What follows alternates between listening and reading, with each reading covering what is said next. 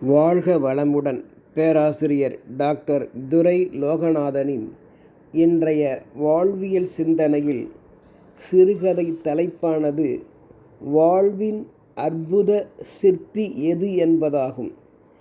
எண்ணங்கள் நன்றாக இருந்தால்தானே எவரும் எடுத்து வைக்கின்ற ஒவ்வொரு அடிகளும் நன்றாக மாறிடும் என்பதை கூட மறந்து வாழ்ந்து வருபவரே பெரியபாளையத்தில் வசிக்கின்ற பெரியசாமி என்பவர். வளர்ச்சிக்கும் வீழ்ச்சிக்கும் உள்ள வேறுபாட்டை கூட உணராமல் தனது குடும்ப செல்வாக்கால் யாவரையும் துச்சமென எண்ணி மதிக்காமல் வாழ்ந்து வந்தார். எதையும் தனது செல்வாக்கால் சொல்வாக்கால் எதிர்மறையாகவே திரித்து எண்ணி தன் மனம் போன போக்கில் வாழ்ந்தார்.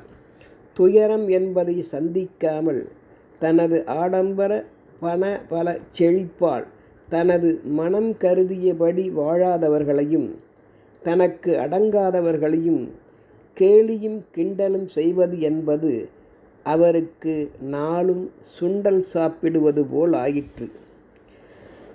இப்படி இருக்க சேற்றில் செந்தாமரை போலவும் கல்லுக்குள் ஈரம் போலவும் முச்செடியில் மலர்கள் போலவும் மிக மிக நல்லவர்களாக அவரது குடும்பத்தின் மனைவியும் மகன்களும் விளங்கினர் என்பதை ஊராரும் எண்ணி பெருமைப்பட்டனர். தேன் மற்றும் பலாச்சுளைகள் போல மற்றவர்களின் மனங்களில் இனித்திட நின்றவர்களாம் குடும்பத்தினவர்களின் மரியாதை மிகு நடவடிக்கையால் ஊரார் யாவரும் மகன்களின் தந்தை செய்யும் அடாவடி போக்கினை பொருட்படுத்தாமல் வாழ்ந்தனர் என்றே சொல்லலாம். ஊரில் யாவரேனும் சில சமயம் பெரியசாமியை அணுகி இயல்பாய் நலம் விசாரித்தால் கூட, என்னப்பா பெரியசாமி நலம்தானே என்று கேட்டால் கூட, நான் என்ன வியாதி வந்தா கிடக்கின்றேன், எனக்கு என்ன குறைச்சல் என்று கேட்டவர் முகத்தில் அடிப்பது போல் பதில் உரைப்பது பெரியசாமியின் பெரிய வார்த்தைகள். பெரியசாமியை பற்றி நன்கு உணர்ந்தவர்கள் அவரிடம் எதற்கும் வாய் கொடுத்து மாட்டிக்கொள்ளவே போட்டார்கள். வீட்டினரோ ஊரினரோ எவரையும் பெரியசாமி தனது பெயருக்கு ஏற்ப பெரிய மனதுடன் மதித்து ஏற்றுக்கொள்வதும் இல்லை, அவரிடம் பண்புடன் பழகுவதும் இல்லை.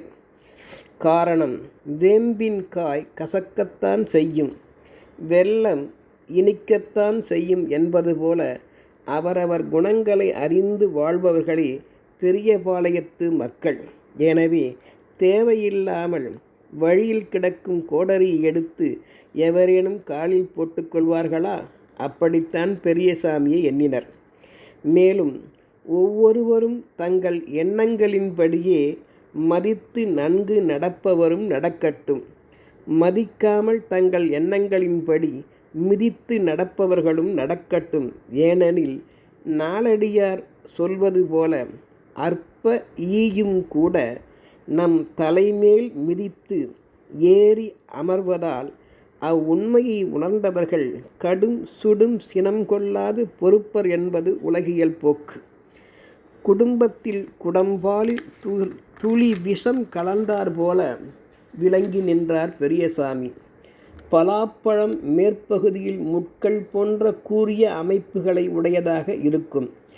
ஆனால் பிளந்து பார்த்தால் நடுநடுவே பிசின் போன்ற பிசுபிசுப்பு தன்மை உடையது என்றாலும் அதன் உள்ளிருக்கும் சுளைகள் மட்டும் இனிப்பு உடையவை என்பதை எவரும் அறிவர். அவ்வாறுதான் அவர் பிள்ளைகளும் அவரின் மனைவியும் குடும்பத்தினரும் மற்றவர்களும்.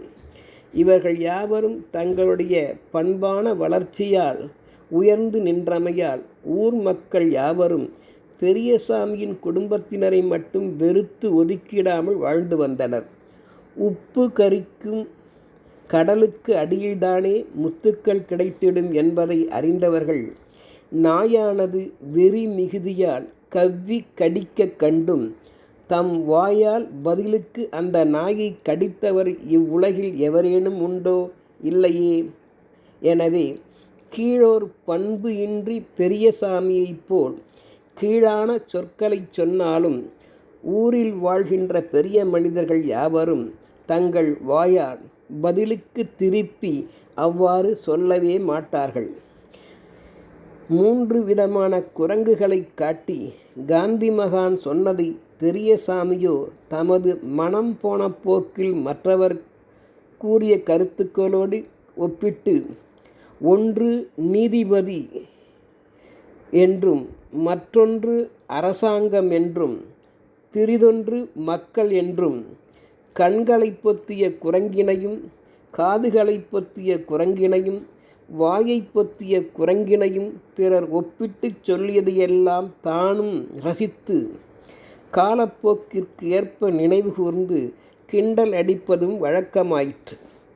தனது குடும்ப வாழ்வு போக்கில் எதிலும் தான் எடுக்கும் முடிவுகளே சரியானது என்ற கொள்கையுடையவராக விளங்கினார். அவரின் கட்டுப்பாடு பெரியசாமியை பெருமைப்பட வைக்கும். அதனால் ஒரு முறை தங்களுக்கு பெரிய அடிமனை ஒன்று வாங்கிடவும் தன் மகன்களுக்கு பெரிய இடத்து பெண்களை தேடிப்பிடித்து திருமணம் செய்து வைத்திடவும் எண்ணினர் அவர்கள். அதனால் குறிப்பிட்ட அந்த வெளியூருக்கு பட்டுடை தரித்து தன் மனைவியுடன் தனது காரில் கிளம்பினார். ஆனால் யாவும் போகும் இடத்தில் இனிதாக தடையின்றி நிறைவேறிட வேண்டுமே. தனது கணவர் தேவையின்றி அவ்விடத்தில் கோபப்படவோ அதிகம் பேசிடவோ தனது சுய படாடோபத்தை அங்கேயும் காட்டிடவோ எவரையும் மதித்து பணிந்து நடந்திடாமல் சென்றிடவோ ஆகிவிட்டால் என் செய்வது என்று தன் மனதுக்குள் போராடி நின்றாள் சுமதி. அவ்வாறு தீய செயல்கள் எதுவும் ஏற்படாமல் இருக்க தங்களது குலதெய்வத்தை வேண்டியும் கொண்டாள். குறிப்பிட்டபடி அந்த திருவள்ளூர் மாவட்டத்தில் உள்ள கோடீஸ்வரர் குமரேசமூர்த்தி பண்ணையார் வீட்டுக்கு சென்றனர். தரகர் அளித்த தகவலின்படியே பண்ணையார் வீட்டில் அப்பொழுது பண்ணையார் மனைவி பவானியும் அவர்களது வயதுக்கு வந்த பெண் மக்களும் மட்டுமே இருந்தனர். வந்தவர்களை வரவேற்ற பவானி அம்மாள் தனது கணவர் குமரேசமூர்த்தி ஐயா முக்கிய அலுவல் காரணமாக வெளியில் சென்று உள்ளார், 2 மணித்துளிக்குள் வந்துவிடுவார் என்றும் சொல்லி அவர்களை சமாதானப்படுத்தி அமைதிப்படுத்தினார். யாவரும் அவர் வருகைக்காக காத்திருந்த வேளையில் பவானி அம்மாள் வீட்டில் சில மணி நேரம் கூட அமர்ந்திருக்க முடியாத பெரியசாமி சட்டென வெளியில் சென்று வருவதாக கூறி புறப்பட்டு விட்டார். அருகில் நின்ற தனது காரில் ஏறி சில மணி நேரம் ஊரை சுற்றி பார்க்க புறப்பட்டார். போகும்போது வழியில் ஒரு பெரிய மனிதரின் கார் குறுக்கே நின்றது.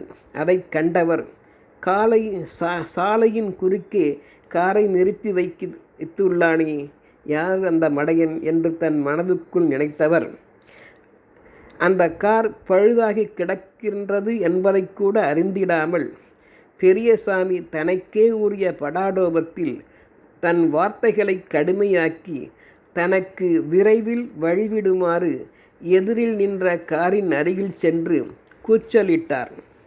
காரின் நிலைமை அந்த காரின் டிரைவர் மிகவும் பக்குவமாய் எடுத்து சொல்லியும் அதனை பொருட்படுத்தாத பெரியசாமி தனக்கே உரிய பிடிவாதத்தால் ஆணவத்தை காட்டி தனது 2 கைகளையும் ஓங்கிவிட்டார் அடிப்பதற்கு. பிறகு டிரைவரும் மற்ற வழிப்போக்கர்களும் துஷ்டனைக் கண்டால் தூர விலகு என்பதை நினைத்து பார்த்து யாவரும் சேர்ந்து அந்த பழுதான அந்த பெரியவரின் வண்டியை சற்று சாலையிலிருந்து சாலைக்கு ஓரமாக அப்புறப்படுத்தினர். நகர்த்தி அவ்வாறு வைத்தவுடன் அங்கிருந்து மிடுக்காக விடைபெற்றார். நன்றி என்று கூட சொல்லாமல் பெரியசாமி சுற்றி பார்த்துவிட்டு சில மணி துளிகள் ஆன நிலையில் திரும்பி வரும்போது தான் அப்பொழுது பார்த்த அந்த பழுதான காரும் அந்த டிரைவரும் அங்கே இல்லை என்பதை உணர்ந்து கொண்டார் பெரியசாமி. பெண்ணின் வீட்டில் அதே கார் டிரைவர் நிற்பதை பார்த்து மலைத்தும் போனார். இவரை கண்ட அந்த டிரைவர் முகம் சிவந்து போய் பண்ணையார் வீட்டிற்குள் சென்று, பண்ணையார் ஐயா, நடுரோட்டில் நம்மிடம் வம்பு செய்தான் அல்லவா, அந்த குசும்பன், அந்த ஆள் நம்மை துரத்தி கொண்டு இங்கேயும் வந்துள்ளான் போல் தெரிகிறது. சற்று வந்து பாருங்கள் ஐயா என்றிட ஆத்திரப்பட்ட பண்ணையார் வெளியே வந்தவர் பெரியசாமியை உற்று நோக்கி மனம் நொந்து அவரை உள்ளே நுழைய அனுமதிக்காமல் போகும்படி விரட்டிவிட்டார். பிறகு மனைவி பவானி வழி வந்ததன் நோக்கம் யாவற்றையும் அறிந்த பண்ணையார் குமரேசமூர்த்தி அவர்கள் தன்னுடைய அடிமனை இடத்தையோ தன் மகள்களையோ பெரியசாமி வீட்டினருக்கு கொடுக்க மறுத்துவிட்டார்.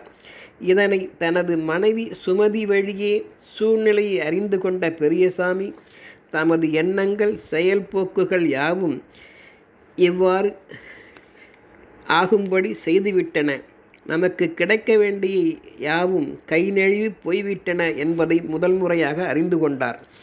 பிறகு குமரேசமூர்த்தி ஐயாவை நேரில் சென்று விடாப்பிடியாக பிடித்து மறுநாள் விட்டு மறுநாள் வணங்கிய பெரியசாமி, தாங்கள்தான் அன்று காரில் அமர்ந்து இருந்தவர் என்பதை அறியாமல் பேசி நடந்து கொண்டேன் ஐயா.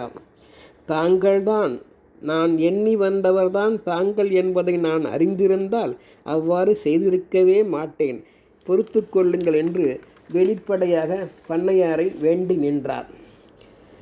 பெரியசாமி பண்ணையாரோ மறுபடியும் எதற்கும் இடம் கொடுக்கவில்லை என்பதை அறிந்த பெரியசாமியின் மனைவி சுமதி தனது வீட்டில் பெரியசாமியிடம், இதோ பாருங்க, உங்கள் எண்ணத்தை போக்கினை தயவு செய்து மாற்றிக்கொள்ளுங்கள். உங்களுக்கு வேண்டுமென்றால் ஒரு வகை மரியாதை, வேண்டாமென்றால் ஒரு வகை போக்கு என்பதை எவரும் ஏற்றுக்கொள்ளவே மாட்டார்கள். துஷ்டனை கண்டால் தூரத்தான் விலகிவிடுவார்கள். காரியம் ஆகிட வேண்டுமானால் தாங்கள் எவர் காலையும் பிடிப்பது, இல்லையேல் காலை வாரிவிடுவது, இது என்ன கெட்ட குணம்? எவரின் எண்ணங்களும் எப்பொழுதும் எவ்விடத்தும் ஒரே மாதிரியாக தூய்மை உடையதாக இருந்தால்தான் எவையும் எவர்க்கும் அவரவர் நினைத்தவாறு கைகூடி வரும் என்றும் புத்திமதி புகட்டினாள் சுமதி. எனவே இக்கதை நிகழ்வின் வழி எவரும் உணர வேண்டியது, அவரவர் வாழ்க்கையை சீரமைக்கும் அற்புத சிற்பி என்பது அவரவர் எண்ணங்களே. என்ன? அவரவர் வாழ்க்கையை சீரமைக்கும் அற்புத சிற்பி என்பது அவரவர் எண்ணங்களே என்பதை மட்டும் அறிந்து வாழ்வோம். மேலும் அடுத்தடுத்து நான் இனிமேல் என்ன செய்ய போகிறேன் என்பதை ஒருவன் தான் திருந்திட வாழ்ந்திட யோசிக்க தலைப்பட்டால் அதுவே அவனுக்கு வளர்ச்சிக்கான பாதையாகும் என்பதையும் யாவரும் அறிந்து இக்கதையினை மற்றவர்க்கும் பகிர்வோம். நன்றி.